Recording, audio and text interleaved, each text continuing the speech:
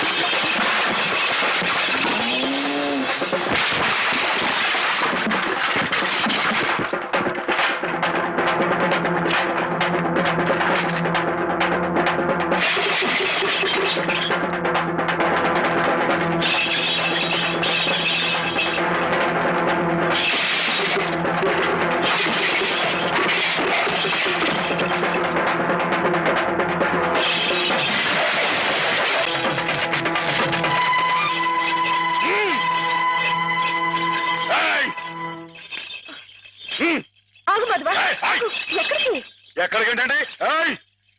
నా ప్రాణాలా చూసుకుని ఆవుల్ని చంపేయాలని చూస్తానే రాయరు, వాడి ప్రాణాలు తీస్తానండి. ఆ భయంతోనే అడిగాను మాధవ. ప్రతి విషయానికి ఊళ్ళో వాళ్ళందరూ నిన్నే ఉబ్బేస్తారు. దానివల్ల వస్తున్న అనర్థాలివి. వాళ్ళకి వాళ్ళు బాగానే ఉంటారు, మధ్యన అవస్థ పడేది నువ్వు. నా మాట విను మాధవ, జరిగింది మర్చిపో. అన్ని రోజులు మనవి కావు. కానీ ఈ రోజు నాదే అమ్మాయి గారు, తప్పుకోండి. ఆగమంటుంటే నువ్వు రాయుడి మీద చేసుకుంటే నా మీదొట్టు. అలాగేలేండి.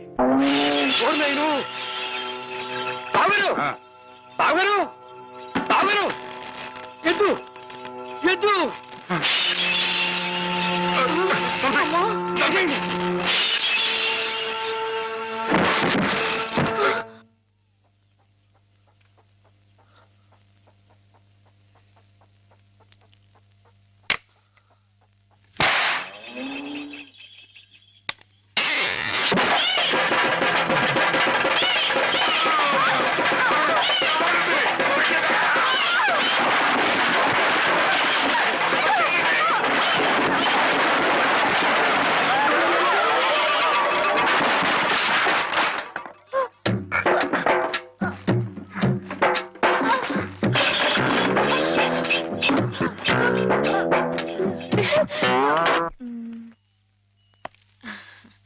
నేను చీర తీసుకుంటాను బావా. అదేమిటి అన్నిటికంటే తక్కువ ధర సెలెక్ట్ చేసుకున్నావు?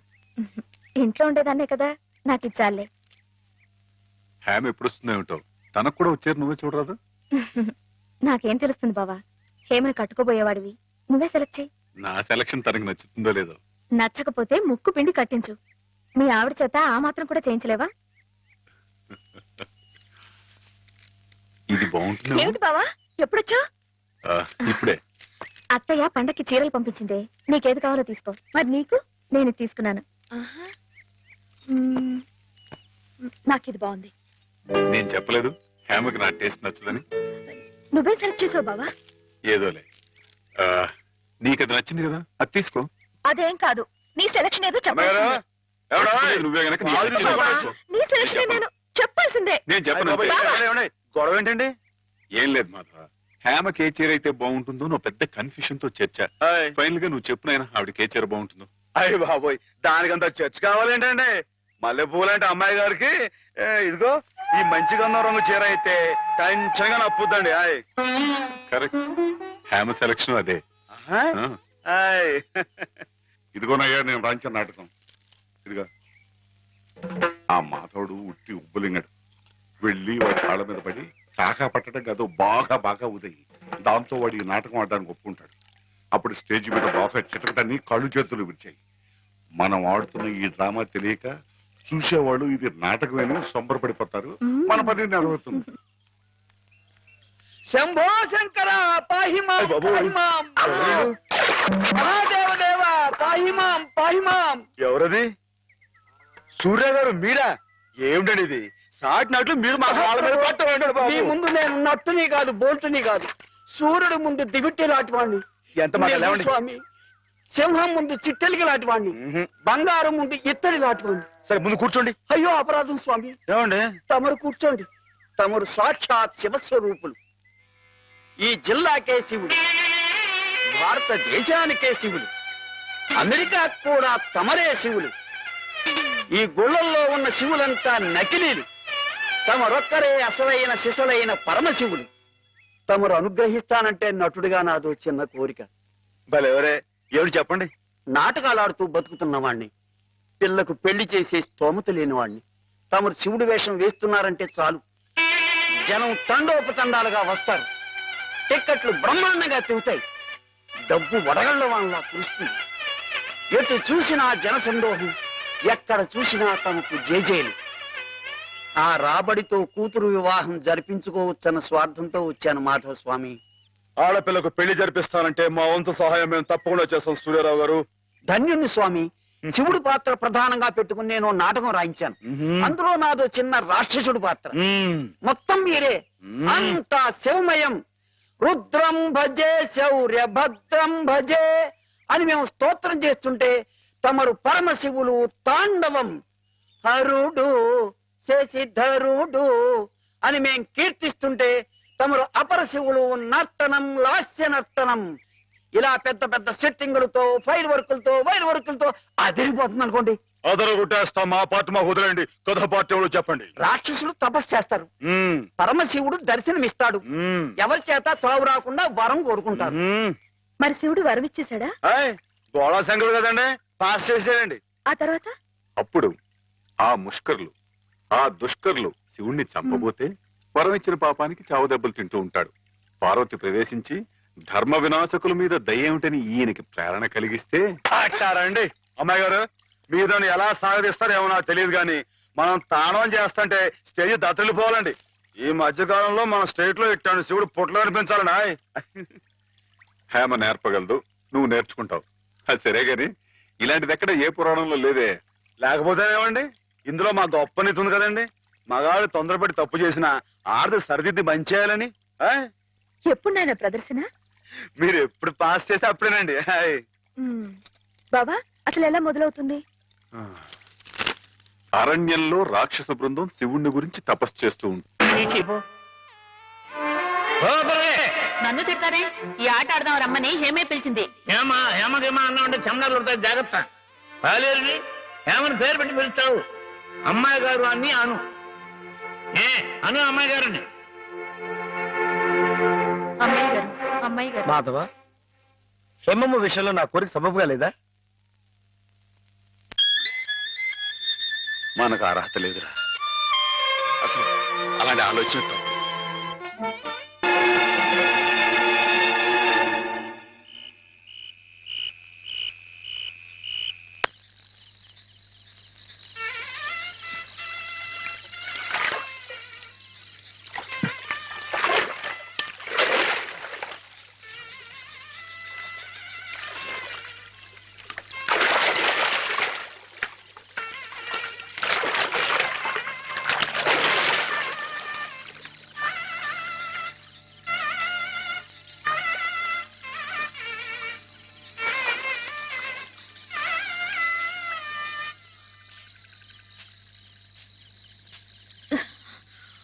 ఆడపిల్ల వేళ కాని వేళ ఇలా స్నానం చేసిందంటే తినకూడని మాట ఏదైనా చెవిని పడి ఉండాలి, లేదా పడకూడని కోరిక ఏదైనా మనసును పడి ఉండాలి.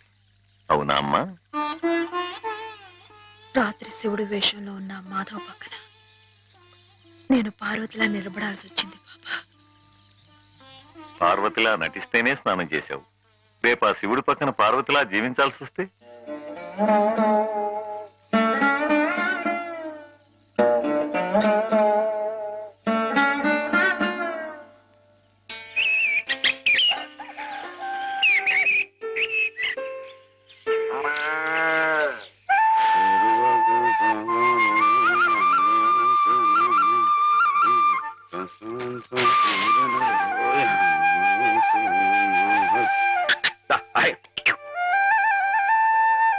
హేమా, పెద్ద ముత్తైదువులు ఆ చీరేమిటి, పాల కోసం ఆ బిందెేమిటి, ఏమైంది నీకు ఇవాళ?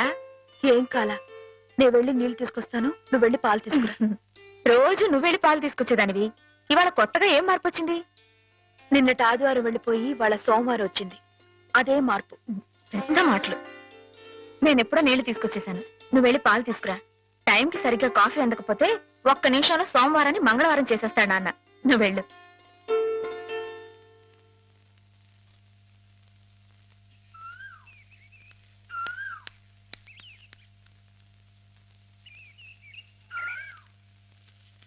రండి రండి.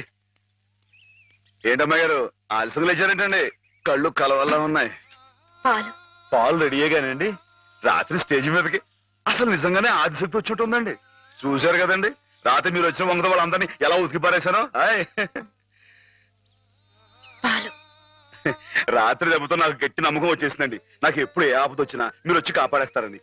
నువ్వు జాగ్రత్తగా ఉంటే నీకు ఆపదలు ఎందుకు వస్తాయి అసలు?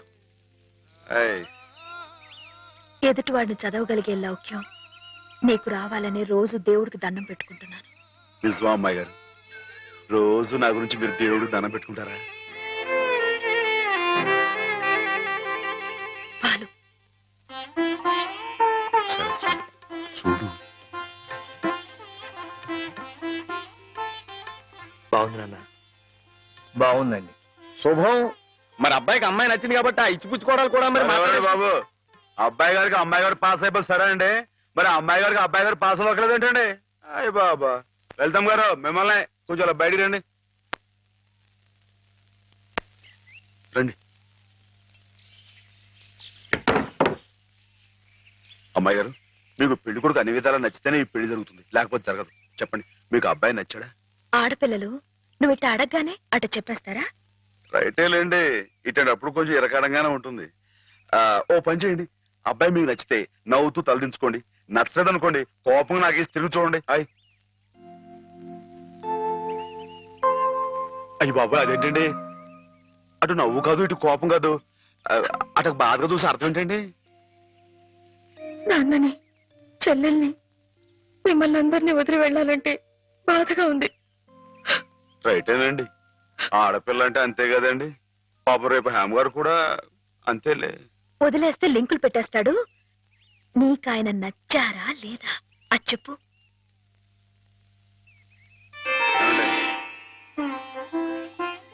పాస్ అయిపోయినట్టే. మా అమ్మాయి గారికి అబ్బాయి గారు పాస్ అయిపోయారండి. ఇక పెళ్లి ఏర్పాటు చేసేసుకోండి. శుభం. అయితే కట్న కానుకల విషయాలు కూడా మరి ఏమండో మేమే బంగారం లాంటి ఆడపిల్లలు ఇస్తుంటే ఇంకా ఎదురుడుతారండి బాబు. నువ్వు ఊరుకో. సంతలో పశువుని పెట్టి బేరం ఆడినట్టు నన్ను మధ్యలో పెట్టి బేరం ఆడడం నాకు సుతరాం ఇష్టం లేదు. నేను అలా బయట నుంచి ఉంటాను, మీరు మాట్లాడుకోండి. మా వాడు చిన్నప్పటి నుంచి అంతేలేండి. కొన్ని పద్ధతులున్న మనిషి, మధ్యతరగతి వాళ్ళం కదా. తప్పని తెలిసినా కొన్ని బాధ్యతలను నెరవేర్చడానికి కొన్ని పనులు చేయక తప్పదు. మరి ఏమంటారు బావగారు?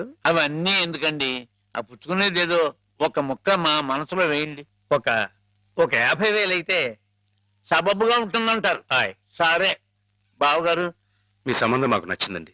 త్వరలోనే ముహూర్తాలు పెట్టుకుందాం. వస్తామండి. నమస్కారం. విన్నావటే 50,000 కట్టడం కానీ ఒక క్షణం ఆలోచించకుండా ఒప్పేసుకోండి మీ అన్నయ్య గారు. అంతటితో ఆగుతుందా? లాంఛనాలని అవని ఇవని ఇంకా అమాం బాపతు ఇంకో 10,000 దేగుతుంది. కాస్త దేగితే మాత్రం తప్పే ఉందండి. మంచి సంబంధం అనుకున్న తర్వాత ఒరే డబ్బు గురించిన ఆలోచన ఎందుకు బాబు గారు? ఈ ఇంటిని అమ్మేస్తాను. జోకులేస్తున్నారా బాబు గారు? లేదయ్యా, నిజంగానే అమ్మేస్తాను. తాతల నాటి ఆస్తి ఈ ఇంటిని అమ్మేస్తారా? అవును బావగారు, నా కుర్రాడు నచ్చాడు, అతని క్రమశిక్షణ నచ్చింది. ఈ రోజు లెక్కల ప్రకారం వాళ్ళు ఏమీ ఆకాశంలో లేరమ్మా, చాలా సబబుగానే అడిగారు. అయినా రేపు మీరు మాత్రం అడగరా? మీరు అడగకపోయినా నా బాధ్యతగా నేను ఇవ్వద్దా చెప్పండి? అందుకే ఇంటిని అమ్మేసేయాలనే నిశ్చయానికి వచ్చాను. మీ ఎరుకలో ఏదైనా మంచి బేరం ఉంటే చూడండి బావగారు. కాస్త ఇంటిని శ్రద్ధగా చూసుకునే మనుషులను చూడండి.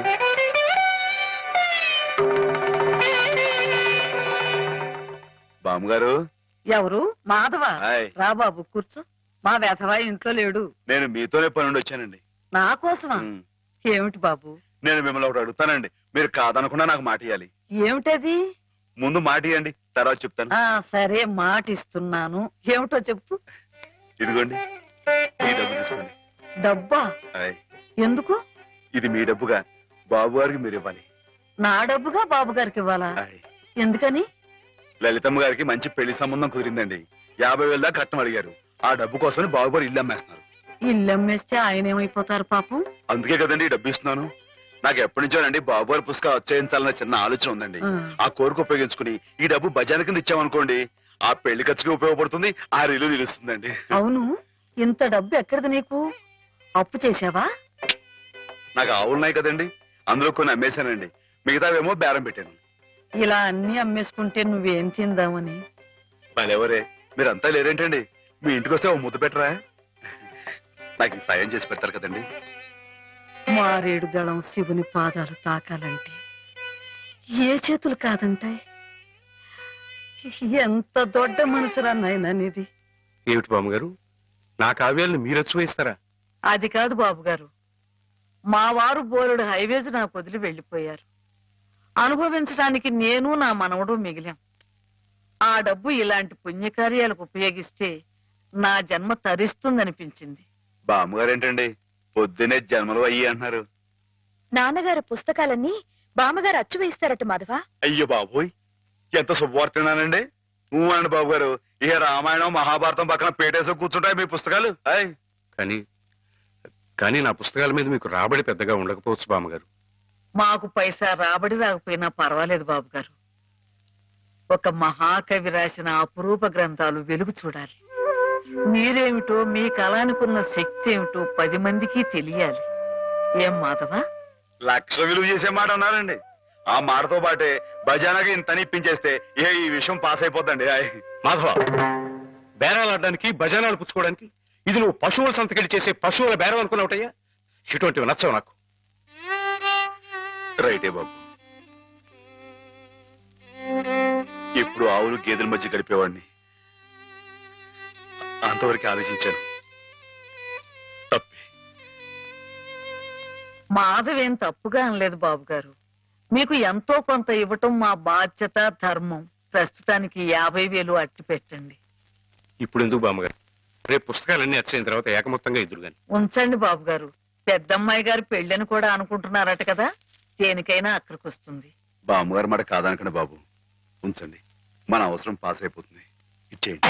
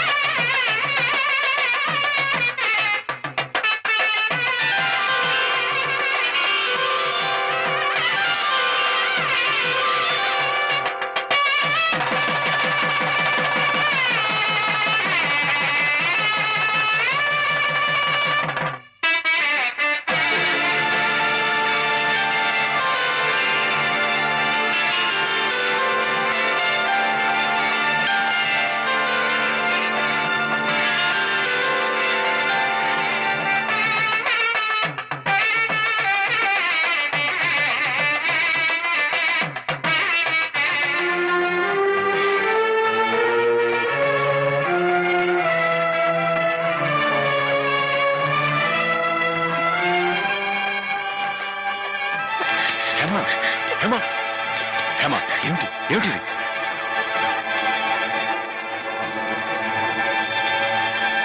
ఏంటనమ్మాయి గారు, ఏమైందండి?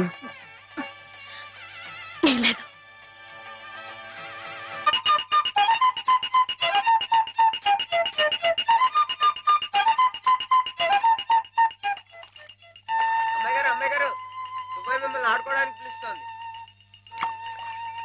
గుడికెళ్ళి వస్తున్నావమ్మా? ఆ, పుట్టినరోజు కదా అని. కన్నెపిల్ల జరుపుకునే ఒక్కొక్క పుట్టినరోజు కన్నవాళ్లకు ఒక్కో హెచ్చరికమ్మ. కళ్యాణ ఘడి సమీపిస్తోంది సుమా అనే ఓ అందమైన హెచ్చరిక. కూర్చోండి నాన్న. ఎందుకమ్మా? కూర్చోండి. లేమ్మా లే. ఈ పుట్టినింటి మహారాణి మెట్టినింటి మహారాణి పిల్లపాపలతో సుఖ సంతోషాలతో వర్ధిల్లాలమ్మా. అన్నట్టు మీ అక్కయ్య నీకు ఉత్తరం రాసిందమ్మా. ఆహా, ఏం రాసింది నాన్న? నీకు పుట్టినరోజు శుభాకాంక్షలు పంపింది. నువ్వు కూడా దానికి వెంటనే శుభాకాంక్షలు అందజేయాలి సుమా. దేనికి? మీ అక్కయ్య నన్ను తాతం చేయబోతుందమ్మా. నిజంగా? మా నాన్న తాత అయిపోతున్నాడు. బామ్మగారు వచ్చారేమో, ఒకసారి వాళ్ళ ఇంటికి వెళ్ళి చూసొస్తానమ్మా. పోరా, జరుగుతుంది చూడకూడదు. ఇదిగో ఉత్తరం ఉత్తరం. ఇటు ఓ అమ్మాయిగారు, అమ్మాయిగారు, అమ్మాయిగారు, అమ్మాయిగారు, ఈవేళ పిఠాపురంలో ఆవులు పోటీ కదండి. నేను గంగ నిమిషం బయలుదేరుతున్నానండి. మా చంటిగాడు నేను లేని కదా అని తలా ఇస్తారేమో, మీరు కాస్త దగ్గర నుంచి చూసుకోండి. ఇప్పుడే బయలుదేరుతున్నావా? మరి సాయంకాలం కదండి పోటీ. పోనీ మధ్యాహ్నం వెళ్ళకూడదా? మధ్యాహ్నం బయలుదేరితే టైం ఏమి మిగులుద్దండి. ఆవు కాస్త అలుపు తీర్చుకోవాలన్నా ఈ సర్దుకోవాలన్నా ఇప్పుడు రైట్ అండి.